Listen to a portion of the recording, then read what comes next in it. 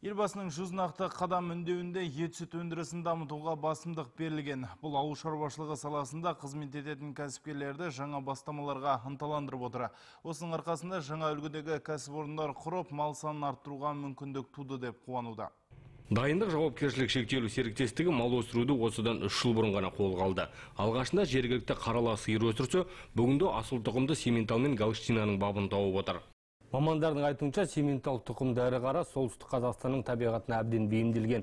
Олар аса жем азық талғамайды. Әрі бұзаулары тәулігіне 700-800 граммға дейін салмақ қосады. Шаруашылық басшысы Біржан Шаймерденовтың айтуынша асыл тұқымды ірі қара өсіру өте тиімді. Біріншіден ет пен сүт әрқашан сұранысқа ие. Екіншіден жергілікті тұрғындар үшін тұрақты жұмыс орнын қамтамасыз етеді. Сондықтан елбасының осы салаға серпін беруін көрегендік деп бағалайды. Сүттің пайдасын 2 жылдан бері көріп отырмыз. Қазіргі уақытта біз айына 3 миллионнан артық ақша тауып отырмыз сүттен ғана.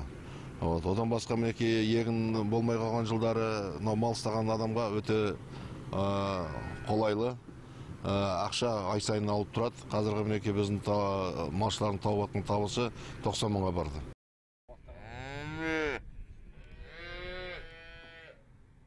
Нұрлан Жәлімхан Монғолиядан атажұртқа қоныс аударған қандасымыз. Қазір шаруашылықта бұзау күтуші болып еңбек етеді. Басты міндеті малдың жетілуін, дертке шалдықпауын бақылау. Мен қарауым 97 бұзау бар. Оның 45-і сүт ішеді, таза сүт.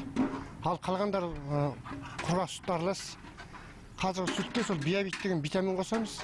Қазіргі күні шаруашылықта 800-дей ірі қара бар. Оның 200-ге жуығы сауын сиыр. Біржан Шаймерденов алдағы уақытта қора-жайды кеңейтіп, сүт өндірісін жетілдіруді мақсат етіп отыр.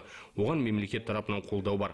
Ең басты бизнеске тың серпін беретін осы мүмкіндікті пайдаланып қалуымыз керек дейді кәсіпкер азамат. Саңлық Сәбитұлы, Төлеген Бейсенбаев, ақпарат.